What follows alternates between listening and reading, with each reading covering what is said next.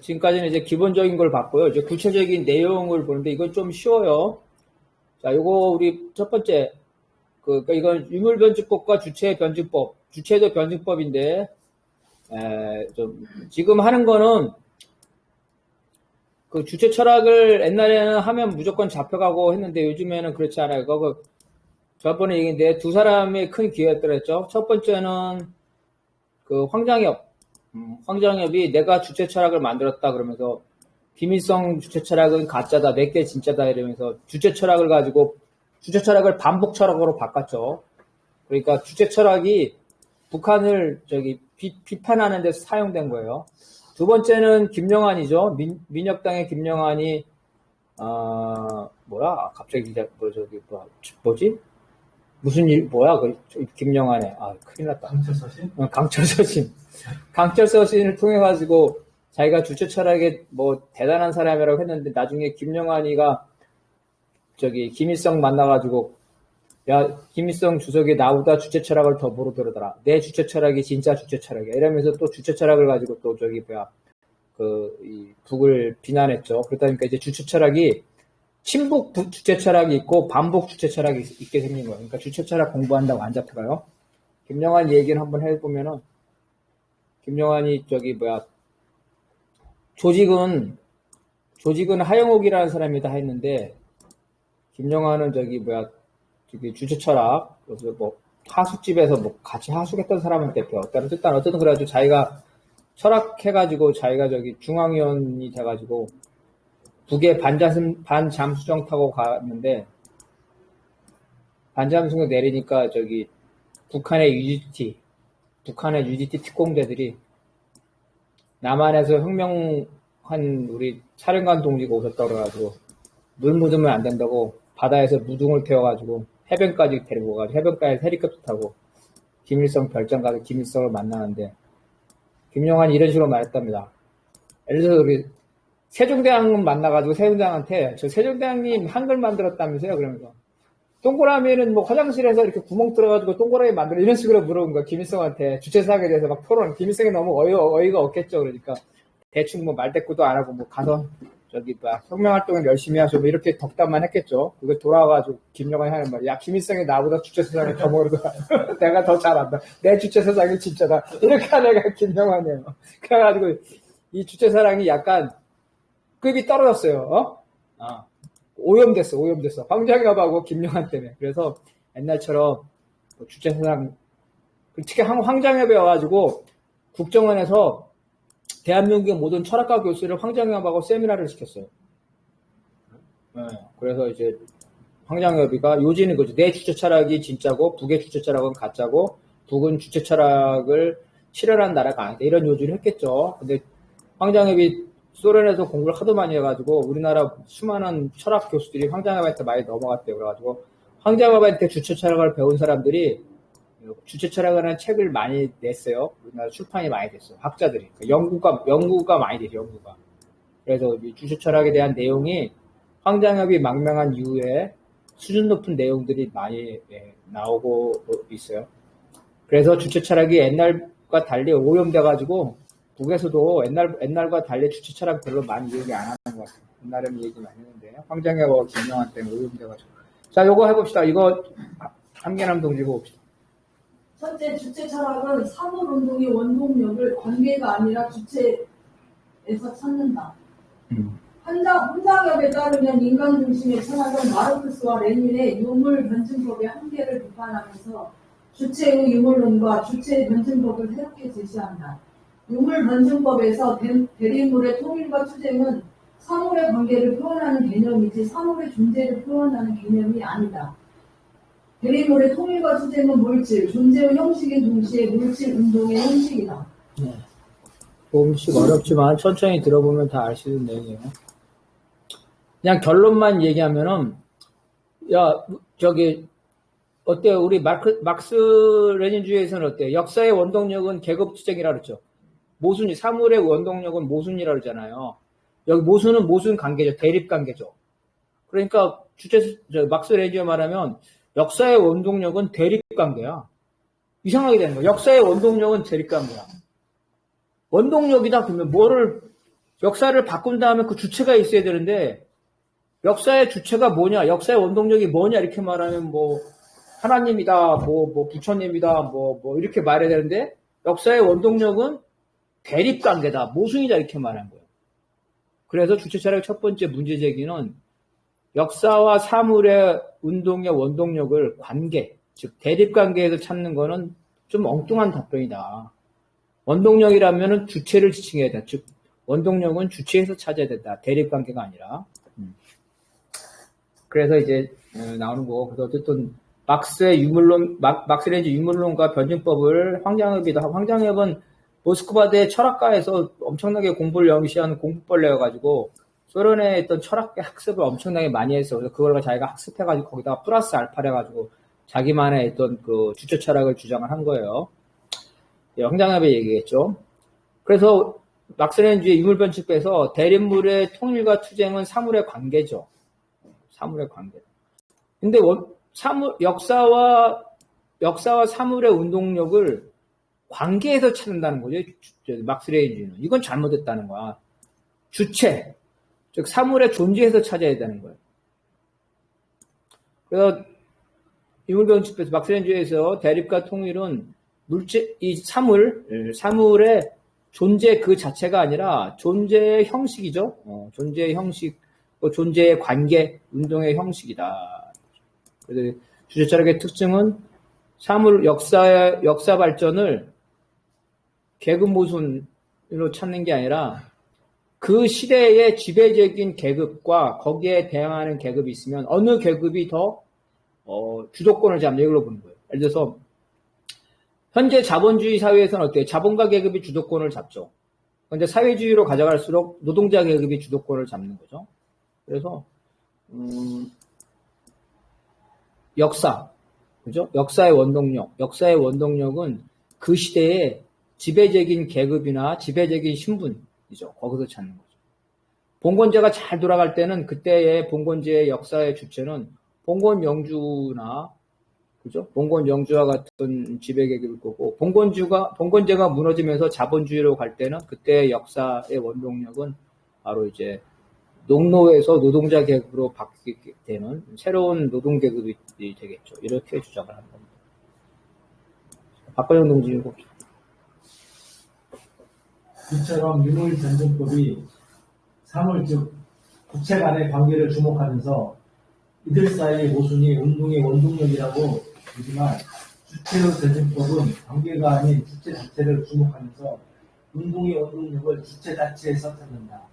황장엽에 따르면 투쟁은 운동의 형태이지 운동의 동력이 아니다. 운동의 동력은 운동을 이끌어가는 힘과 방향이며 관계가 아닌 주체에서 찾아야 한다. 운동의 동력은 주체의 자주적인 요구이다. 그래서 물어보는 거야. 너 역사의 원동력이 뭐야? 그죠? 역사의 원동력이 뭐냐? 이렇게 물어봤을 때, 예, 투쟁입니다. 이거 약간 좀 붕 떠 있는 이라는 거죠. 역사의 원동력은 투쟁입니다. 이러면 그 원동력 주체 무엇이 주도적인 역할을 하냐? 그 역할 지위에서 찾아야 된다는 거죠. 그래서 관계가 아닌 주체에서 찾아야 된다. 이게 핵심이에요. 운동의 원동력은 관계가 아닌 주체에서 찾아야 된다. 그래도 운동의 원동력은 주체죠. 역사의 원동력은 이 지배적인 계급이죠. 그러니까 역사를 이끌어가는 거는 그 당시에 지배적인 계급, 주도하는 계급이 역사를 이끌어간다.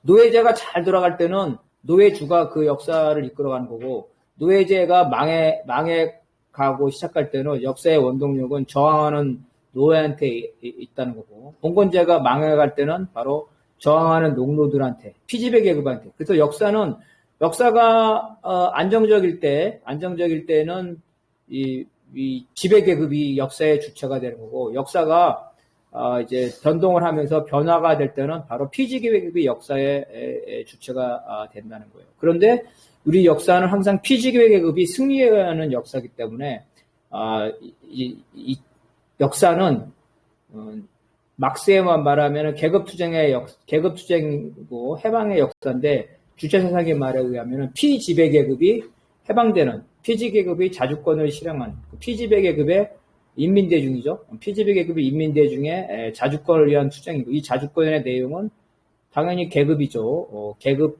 해방과 그 다음에 인민대중이 민족일 때의 민족해방. 그래서 계급 해방과 민족해방이라는 자주권을 실현하기 위한 인민대중의 투쟁.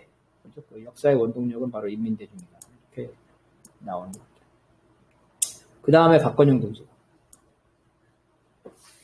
둘째, 유물변증법은 대리물의 통일보다는 투쟁을 더 강조하나 주체의 변증법은 대리물의 투쟁을 상대적인 것으로 파악하면서 대리물의 통일을 더 강조한다. 다시 말해 사회와 국가의 조화, 즉 단결을 강조한다.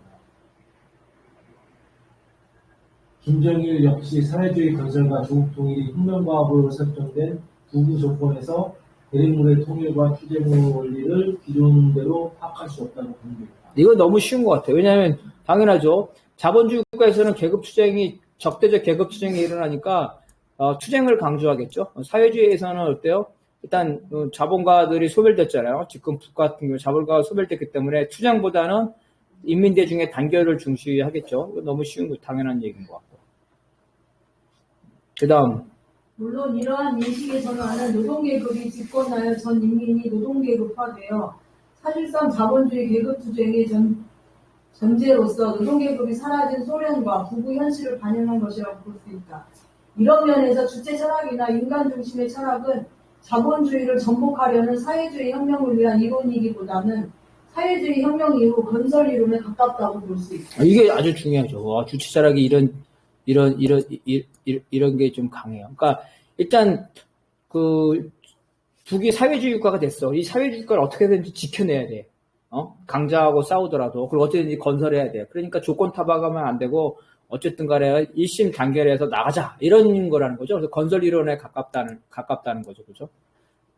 뭐냐면은 투쟁이다 그러면 사상 결정. 아니 자본주의 사회에서 노동자들의 사상 결정만 가지고 자본주의에서 자본가 계급하고 싸워서 이길 수가 없죠, 그죠? 그래서 주체 철학은 이런 측면. 그래서 북이라는 사회의 특수성을 반영한 철학이다 이렇게 볼 수가 있겠습니다. 그 다음에 우리 박근영 동지. 서로 다른 물질들은 동일성, 즉 연속성, 그리고 차이성, 즉 불연속성을 지닌다.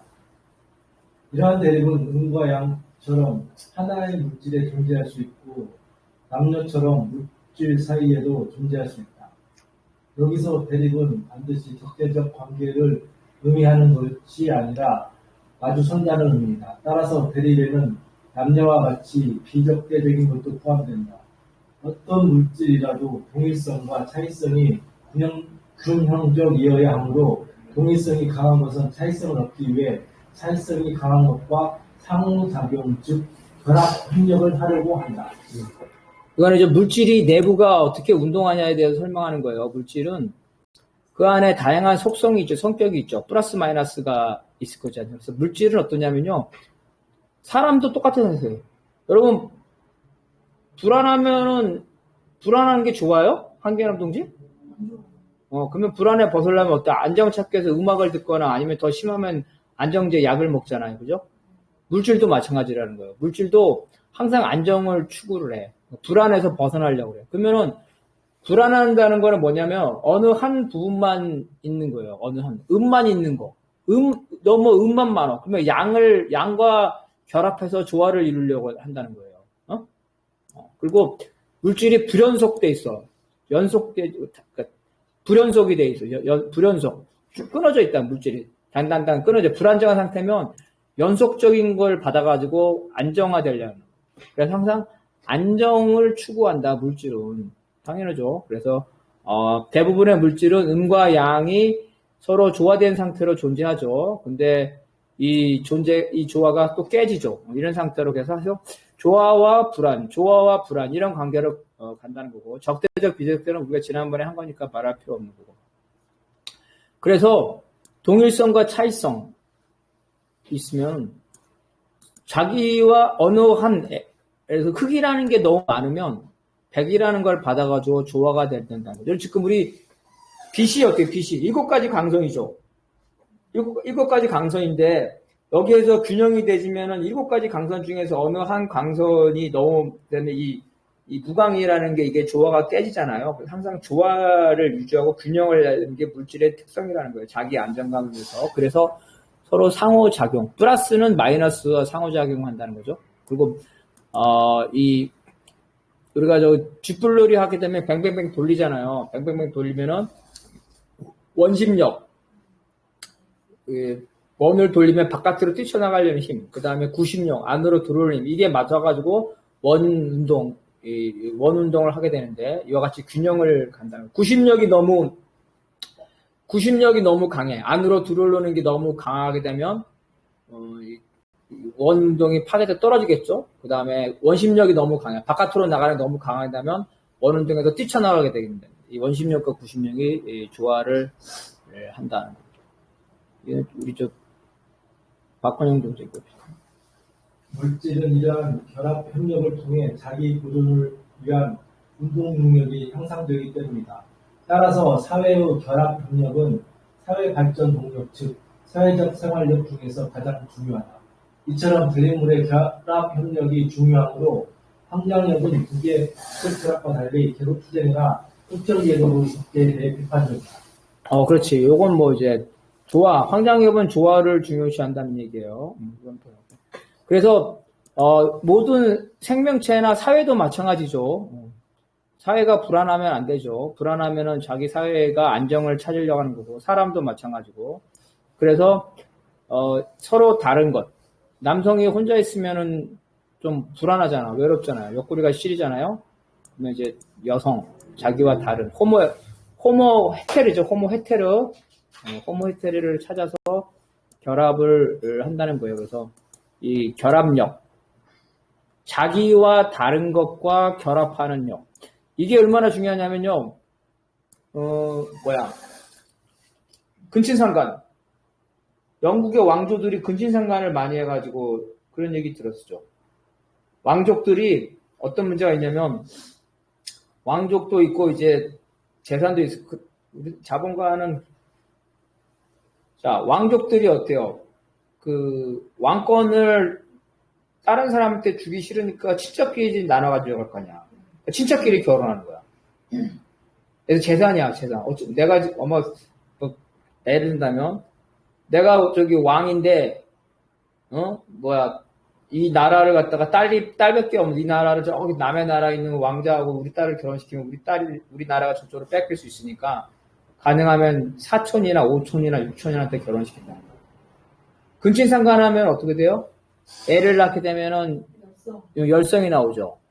바로 이거예요. 그래서 결합력이 중요하다는 거야. 동질적인 것. 이 동질. 끼리끼리만, 자기들끼리만 모여있으면 발전이 없다는 거예요. 이거 여기서 내가 되게 재밌는 얘기 했는데, 은수미가 아는지 모르겠네. 은수미. 서울, 성남시장 했던 은수미. 옛날 민주노동당이 분당 사태가 일어나가지고 내분이 일어났었는데, 그때 민주노동당 분당 사태에 대한 국민 보고서를 은수미가 작성해서 했는데, 은수미가 그때 한마디 했어. 이 말을 하더라고. 같은 정파끼리 모이면 그 조직은 망한다. 같은 정파만 자기들끼리만 하면 조직은 망한다. 외부의 인사라든가 다양한 세력이 있어서 균형을 잡아야지 끼리끼리 있으면 망한다. 그런 말을 하더라고. 사회 결합. 그러니까 동물도 어때요? 유전적으로 발전하는 동물은 유전자가 다양하죠. 그죠? 유전자가 다양한 동물들이 더 발전을 잘하는 거잖아요. 반달가슴곰이다 하면 어때요? 사실은 이제 한국에 있는 반달가슴보다도 일본이라든지 중국이라든지 이렇게 유전자적으로 멀리 떨어져 있는 개체끼리 협력을 해가지고 하면 근친 동종 유배가 안 되기 때문에 유전자가 더 건강해지고 번식을 잘한다더라고. 그래서 사회나 생명체나 자기와 다른 것과의 결합하는 힘, 이게 되게 중요하죠. 우리 사회에서 그러죠. 여러 사람과 다양하게 교류하고 하는 사람들은 사회적인 어떤 사교력이라든가 실천력이 되게 높죠. 교우관계가 풍부한 사람들, 이런. 그죠? 지금 지금 조직적인 카르텔 형성이 돼가지고 관료가 되고 있는 거잖아요. 그렇죠. 그러다 보니까 사실 투쟁력도 약화되고 자기들끼리 이제 잘못한 거 있더라도 감싸주고 그 대신 이제 자기 정파한테는 감싸주고 좋은 게 좋은 거 대충 넘어가고 타 정파한테 걸려들면은 따로 민주노가 그런 거 많아서 단기에 자기들끼리는 문제 생기면 자기들끼리 쉬쉬쉬 다 해결해. 근데 다른 정파가 하게 되면 단기에 제소가 나중에 정파들끼리 싸우고 막 그래요. 어쨌든 그래서 자기와 다른 것과의 잘 결합하는 능력 이게 바로 이제 자생력을 증가시키는 힘이라는 거죠. 사실 이건 이제 정치 이야기 아니라 교회에서도 우리끼리 조싸우냐 목사님 절대 안 된다고 그러는데 사실은 그때도 그것은 적어도 맞는 말이 하나 있는데 교회에서도 그래요. 우리끼리 조싸우는 자기들끼리 아무리 하는 거는 절대 그건 우리끼리 조싸우는 절대 하지 말라고 그랬었거든요. 그런 게 알겠습니다. 자, 그 다음에 이건 누가 읽을 차례지? 그 다음에? 네. 사회주의 사회에서 대립물의 투쟁은 자본주의 사회와 달리 체제를 파괴하는 것이 아니라 오히려 체제를 발전시키는 역할을 한다. 김우선에 따르면 반제 반봉건 민주주의 혁명의 결과 북에서 주요 모순인 일본 제국주의와 조선 인민 간의 모순, 기본 모순인 지주와 농민, 자본가와 노동자 간의 모순은 해소됐다. 사회주의 혁명 이후에 가도기에서 모순은 생산력이 높지 않기 때문에 생산수단에서는 평등을 실현했지만 분배에서는 여전히 불평등이 남아있는 것이다. 이러한 과도기 모순은 자본주의 모순과 달리 그 사회를 발전시키는 비적대적 모순이다. 계속 똑같은 말일까? 사회주의 사회에서 모순은 비적대적인 모순이라는 거죠. 왜냐하면 적대적 모순이 해소되었기 때문에. 그래서 사회주의 사회에서 첫 번째 적대적 모순이 뭐가 해소됐어요? 생산수단, 사유재 산을 폐지한 거야. 사유재 산을 폐지해서 적대적 모순은 해소되는데 분배에서는 아직 불평등이 있죠. 자 봅시다. 사회주의 사회에서 왜 불평등이 생기는지 봐봐요. 자, 사회주의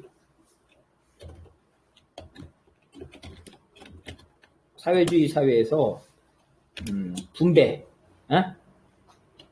배분을 어떻게 하냐, 배분. 첫 단계는 저번에 얘기했는데 첫 단계는 뭐냐면은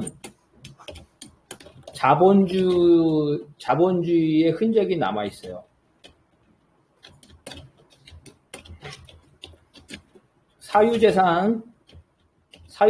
사유재산은 없지만 어때요? 구자본가 계급은 남아 있죠. 그리고 이런 사상도 다 있어. 자본주의 세상인데 능력이 있거나, 그죠? 많이 배우거나, 그죠? 많이 배우거나 이런 사람을 더 가져가야죠. 더 가져가는 것이 공평하다. 이렇게 생각하죠, 그죠? 그렇잖아요, 당연하잖아요. 그래서 사회주의 사회에서는 뭐라 그랬어요? 어떻게 한다 했어요? 기준이에요, 사회주의에서. 첫 번째 사회주의 사회에서는 일한 만큼 가져간다 그러잖아요. 능력에 따라 일하고, 그죠?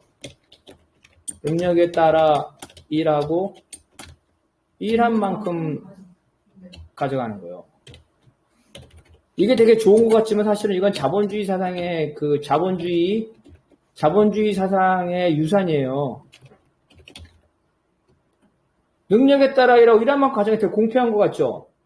이건 자본주의 사회의 유산이에요. 뭐냐면 이해관계에 따라서 문제를 해결하는 거예요. 이해관계에 따른 거랍니다. 이게 자본주의 사회의 자본주의 흔적이 아직 남아있는 거예요. 자본주의 흔적이 없어지면 어떻게 되냐면 이제 이해관계가 아니라 어때요? 공동체 정신을 하죠. 공동체 정신. 그래서 일한 만큼이 아니라 어때요? 필요한 만큼. 이게 되게 중요한 건데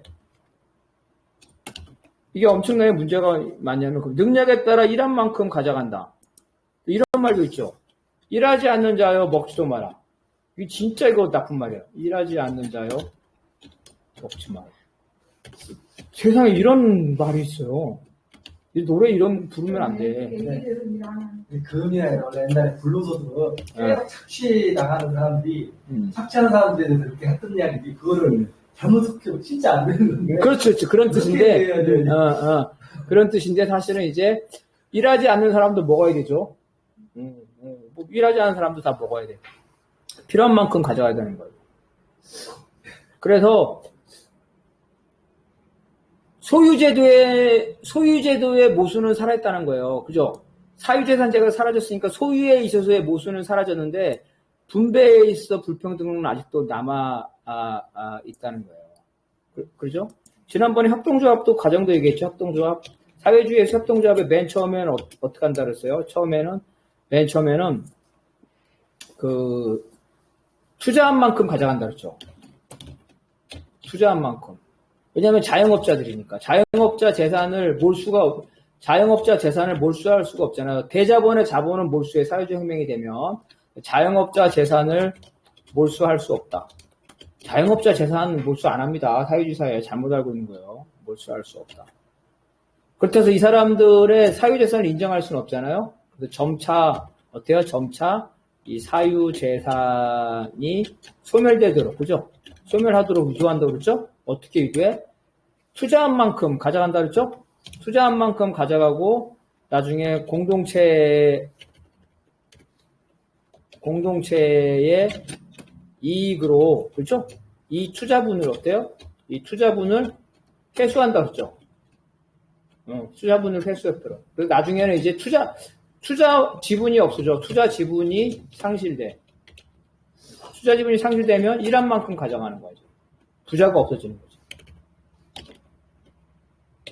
그리고 어때요? 협동조합을 거부하는 사람들은 어떻게 한다 그랬어요? 협동조합을 거부하는 자영업자들은 어떻게 한다 그랬어요? 협동조합을 거부하면 거기에 그 가게를 갖다가 몰수하는 게 아니라 그 사기업이죠. 그죠? 민간 가게에 뭘 만든다 그랬어요? 국영가게. 그죠? 국영가게나 협동조합 가게를 만들어서 경쟁에서 자연스럽게 도태되게 만든다 그랬죠. 이렇게 해서 자기가 자영업자가 노동자로 전환되는, 강제로 하는 게 아니에요, 이거. 강제 전환이 아니다, 강제 전환. 이 국밥집, 사회주의 혁명에 따라가지고 영등포가 앞에 있는 국밥집 몰수하면 할머니들, 아저씨들, 그게 되겠냐고. 자영업자가 300만 명, 500만 명인데 들고 일어나죠. 광화문 시청 앞에서 그렇게 강제적으로 안 돼. 대기업. 얼마 안 되죠. 100명, 200명도 안 되는 대기업들은 강제로 하지만 대다수의 자영업자들은 이런 방식으로 천천히 한다는 거예요. 네. 지금 질문은 간단하게 하십니다. 간단하게. 혹시 이제 제가 소유에 관련해서 사적 소유에 대해서 폐지하면서 보다도 생산수단의 사회와 그러니까 개인이 가진 소유보다도 우리가 말하는 공장을 노동자에게, 농지를 농민에게 그런 것처럼 약간의 생산수단을 사회화하는 거 이런 형식으로 하는 것도 그렇게 생각했거든요. 제가 이제 그렇게 하는 게 어떤가 생각하는데 개인적인 생각인데 사적 소유, 개인이 가진 거의 소유보다도 공동체적인 어떤 가치가 계속 중요한데 생산성을 사회화하는 게 있어. 그리고 중요한 얘기니까 딱 1부만 얘기할게요. 농지를 농민에게, 공장을 노동자에게 멋있는 말처럼 보이죠. 이거는 과도기구예요. 과도기구. 왜냐하면 자본주의에서 사회주의로 넘어가는 과정에서 일시적으로 타당하다는 거예요.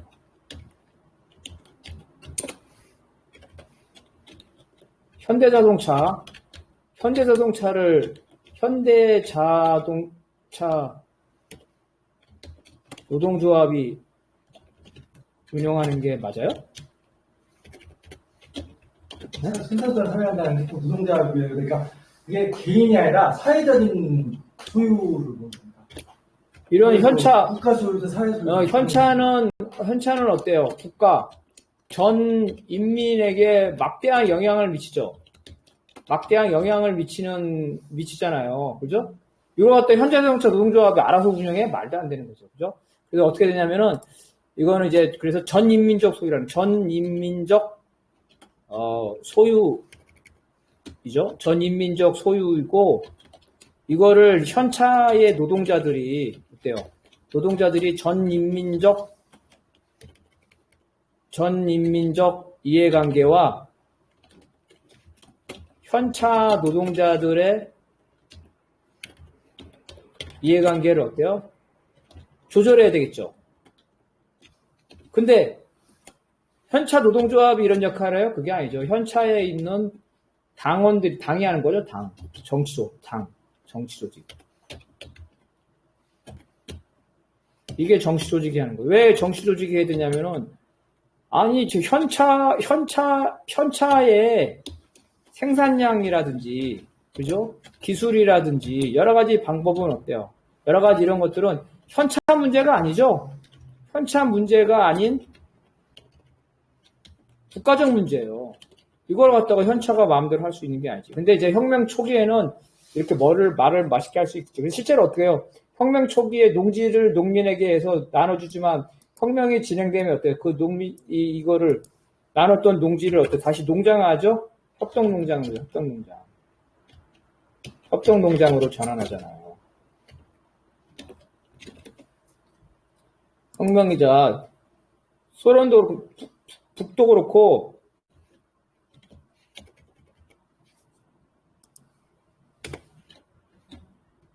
혁명 직후 자 대농이죠. 대농을 몰수해서 소농으로 그죠? 농지를 나눠주죠. 농지를 분배하죠. 근데 이걸 뭘로 바꿔요? 점차 신하면 협동조합으로 바꾸죠. 협동조합. 이렇게 바뀌는 거지. 개인 농민에게 농토를 소유하게 하는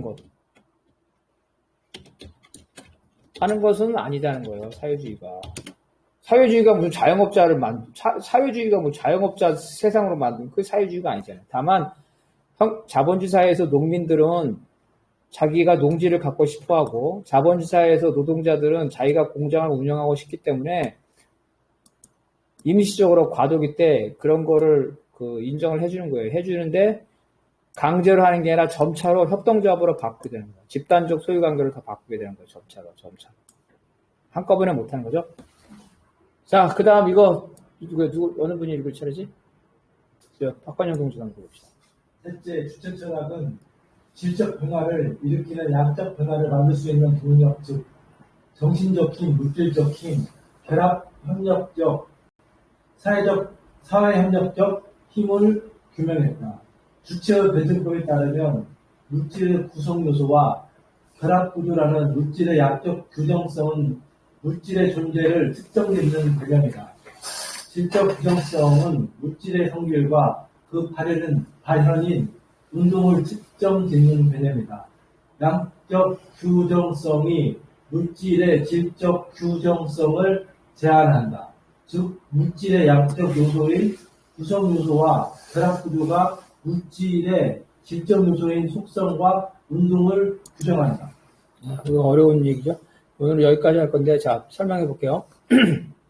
우리가, 아까 우리 변칙법칙 룰 많이 배웠고, 우리가 질량 전환의 법칙, 이런 거 했잖아요. 양질 전환의 법칙. 양질 전환의 법칙 했잖아요. 양질 전환의 법칙, 이런 거 많이 했는데, 양질, 이거 많이 했는데, 여기서는 좀 모호한 게 뭐냐면은, 양이 무엇이냐는 거야. 질이 무엇이냐는 거야. 물론 하나하나의 개개에서는 우리가 얘기했죠.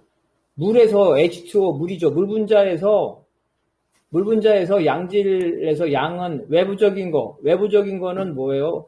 온도와 압력이고, 내부적인 거는 이 응집력과 분산력이라고 그랬잖아요. 자, 물에서 물이 질적 변화, 고체, 액체, 기체로 변하는데, 양질을 보는데, 자, 양적 변화. 두 가지가 있죠. 양적 변화에는 내부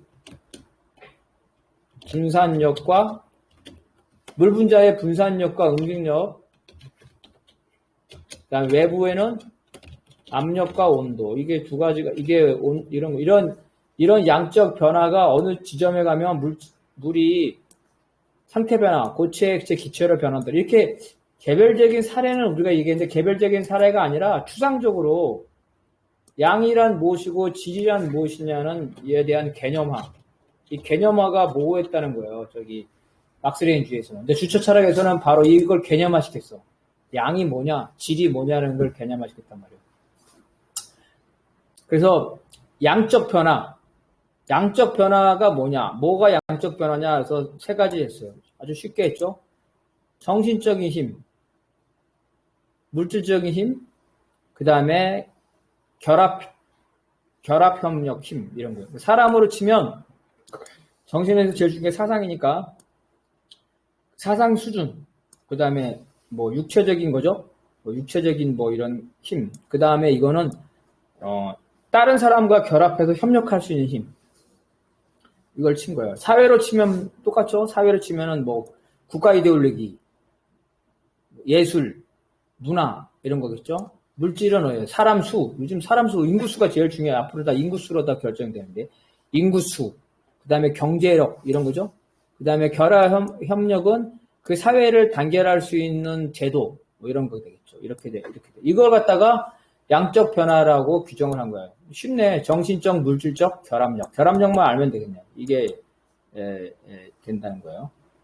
그래서 주체변증법은 이러한 양적 부분이 뭔지를 설명을 했다는 거예요. 그래서 이 정신적, 물질적 결합력 이런 거죠. 이게 뭐냐면은 구성 요소와 결합 구조죠. 구성 요소는 물질적인 요소, 정신적인 요소, 이게 구성 요소죠. 결합 구조, 다른 타 주체와 결합하는 것. 그죠? 이게 이 결합 구조. 그래서 구성 요소와 결합 구조라는 거. 바로 이게 이 양적 규정성이다. 그러면 질은 뭐냐? 그러면 이 어떤 물질, 사람이 질은 뭐냐? 질적 변화. 아까 고체, 액체, 상태 변화하는데 사람은 뭐냐? 그러면 그 사람의 성질과 운동이 변하는 거예요. 그 사람 성격이 변해. 야, 사람이 달라졌어. 야, 맨날 남탓만 하고 그러더니, 모든 걸 주체적으로 하고 사람이 달라졌어. 이런 거죠. 그죠? 운동. 야, 쟤 힘이 세졌네, 힘이. 야, 전에 턱걸이 10개밖에 못하더니 15개 아니야. 이런 식의, 이런 것들. 그러니까, 주체의 성질과 운동이 변화되는 게 질이라는 거예요. 양과 질이 무엇인가를 개념화됐다는 거예요. 그래서 양적 규정성. 물질의 정신적인 요소, 물질적인 요소, 그 다음에 결합적인 요소, 이런 양적 규정성에 따라 물질의 성질과 운동이 변한다는 거예요. 그래서 물질의 양적 요소인 구성 요소와 결합 구조가 물질의 질적 요소인 속성과 운동을 규정합니다. 자, 사람은 자주적, 의식적, 자주적, 창조적, 의식적인, 사회적 존재이다. 이게 된 거예요. 그래서 이게 사람이라고 개념인 다음에 사람을 구성하는 것 특징, 자주성, 창조성, 의식성이라는 거죠. 이게 이제 속성. 속성이라는 거를 잘 알아야 돼. 개념과 속성. 속성이 어려우면 개념과 표지 이렇게 해야 돼요. 이렇게 돼요. 그래서 이게 질이야. 그래서 사람이 자주성이 없는 애가 되게 자주적으로 살아 인생. 그다음에 옛날에는 쟤는 맨날 변한 게 없어. 뭐 기술적으로 보면 새로운 기술을 받아들이지 않아. 사람이 이제 새로운 기술을 해가지고 타자기만 치더니 이제 컴퓨터를 치네 이런 거죠, 그죠? 이런 것들이 바뀌는 거, 사람이 바뀌는 거. 이게 바뀌면 사람의 성질과 운동이 바뀌는. 이게 이제 양과 질을 바꿨다는 이러한 약간 했죠. 물이라면은 물 분자죠. 물 분자가 질적 변화가 되는 게 고체, 액체, 기체인데 이걸 변화시키는 것들이 뭐냐 보면은 내부적인 거는 응집력과 분산력, 외부적인 거는 온도와 압력이라 그랬어요. 그래서 이거 보면 이렇게 볼 수 있는데 물질이다. 양적 변화. 응집력과 분산력, 그리고 그것의 상호 결합에 따라서 물질의 상태 변화가 바뀐다. 이렇게 합니다.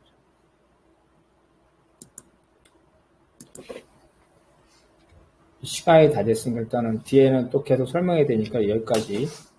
그래서 오늘 앞에 한 거에서 요거만 보면 될 거예요. 이게 제일 중요해요. 자, 변직법적 유물에서 양질 전환의 법칙을 많이 했는데 무엇이 양이고 무엇이 질이냐에 대해서 개념이 특히 양이 중요하죠. 왜냐하면 양적 변화가 어느 정도 되면은 그 질적 변화가 온다. 그럼 우리가 자본주의 사회를 바꾸려면은 양적 변화를 찾아야 되잖아요. 질적 변화를. 주로 이제 생산력을 많이 얘기하죠. 생산력. 근데 여기 주체 사상은 딱 나타나서 자본주의 사회. 자, 질적 변화. 자본주의 사회의 성격, 질적 변화죠. 사회주의로 변화시킬 수 있는 양적 변화를 일으키는 것. 동력, 딱. 막스주의에서는 생산력을 많이 얘기하잖아요. 생산력. 그런데 여기 생산력은 이제 물질적 힘에 가겠죠. 그래서 생산력도 바뀌어야 돼. 사회주의가 되려면 개인의 사적 소유와 사회적 생산력이 충돌해야 돼. 무슨 말이냐면 자동화, 스마트 공장이 되면 대부분의 노동자들이 실업자가 될 정도로 생산력이 발전하죠. 자동화 시스템들, 인공지능화 돼서. 그래서 이런 생산력, 물질적 힘이 있어야 되고. 두 번째는 대다수의 실업자가 된 노동자들이 혁명사상을 가지고 있어야 되죠. 대다수가 실업자인데 혁명사상 없이 기본소득 받아가지고 한 달에 100만 원 받고 흥청망청 죽지 못해 살아. 그러면은 이 혁명사상이 없으면은 안 되겠죠. 그 다음에 결합력. 대다수의 실업자들이 세상을 바꾸려고 의지가 있다더라도 어때요? 그 실업자들을 묶어놓을 수 있는 혁명적인 노동조합이라든가 혁명적인 당이 있어야 돼. 혁명 조직이 있어야 돼. 혁명 조직. 그래서 막스주의에서는 어떤 사회가 변화하려면 생산력이 중요하다 이렇게 하는데 주체 철학에서는 더 구체적으로 생산력도 변화해야 되고 그 인민대중, 피지배의 인민대중의 사상, 정신적 힘도 변화해야 되고 그 다음에 그 피지배 대중에 이끌어갈 혁명적인 조직, 혁명적인 리더와 혁명적인 노동조합이라든가 혁명적인 정당이 있어야 되고 이렇게 돼서 좀 더 구체화시켰다는 거고 계속 반복되는 얘기지만 주체 사상에서는 이런 이 중에서 제일 중요한 게 정신적 힘, 사상결정론이라는 거예요.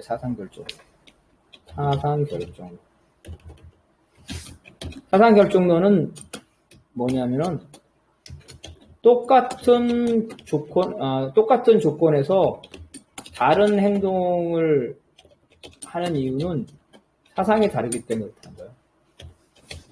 사상이. 그래서 같은 노동자라도 혁명적 사상이 있어야지만 혁명이 되는 거고 아무리 노동자라도 혁명적 사상이 없으면 혁명 세력이 될 수가 없다는 거예요. 일단 오늘은 여기까지. 자, 짧게 1분 이내로 혹시 의견이나 질문. 주체 철학에서 네. 우리가 지금 알고 있는 어떤 미국과의 관계에서 네. 어떤 자주적인 거를 주체라는 표현을 했던 것처럼 남한도 너무나 미국에 의존적이거나 자유적으로 모르다 이렇게 주체를 이해하는 측면이 있었거든요. 네. 그래서 뭐 이런 측면이 실제로 그냥 단지 실제적인 게 아니라 네. 단지 그렇게 알고 있을 뿐이고 현실에서는 어떨지 모르겠지만 사실 주체라는 그렇게 사실 여부를 떠나 현실을 어떻게 하는지 모르겠지만은 그렇게 이해하고 있었던 측면이 있었어요. 그래서 그것도 한 1분만 얘기할게요. 주체 철학과 주체 사상은 달라요. 주체 사상이 주체 철학보다 훨씬 넓은 겁니다. 우리는 주체 사상은 안 할 거예요. 주체 철학만 한 거예요. 주체 철학만. 주체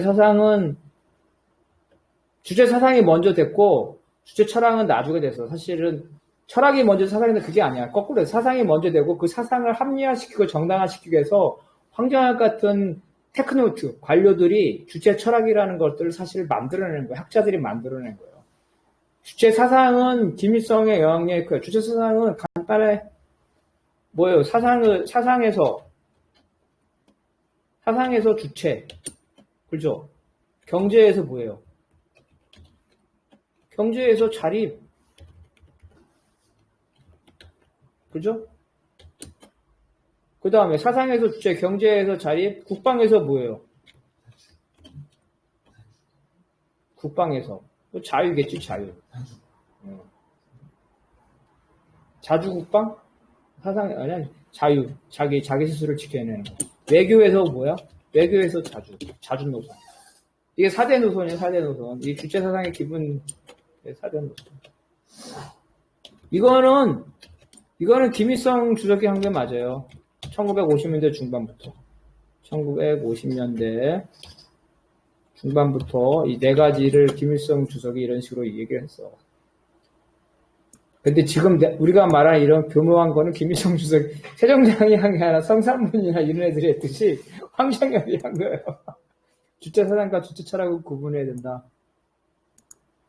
그래서 주체 사상에는 뭐가 들어있냐면, 핵심적인 게 주체 철학이죠.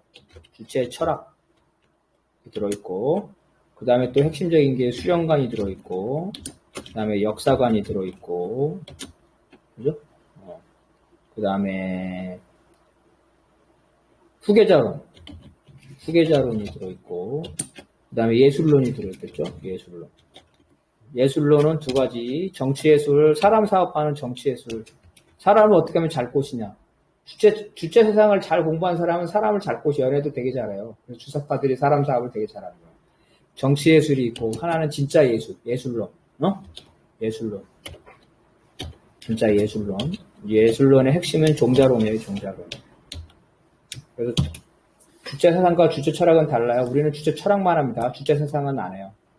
그럼 주체 사상까지 할 이유가 없는 거예요. 자, 여기까지 하겠습니다.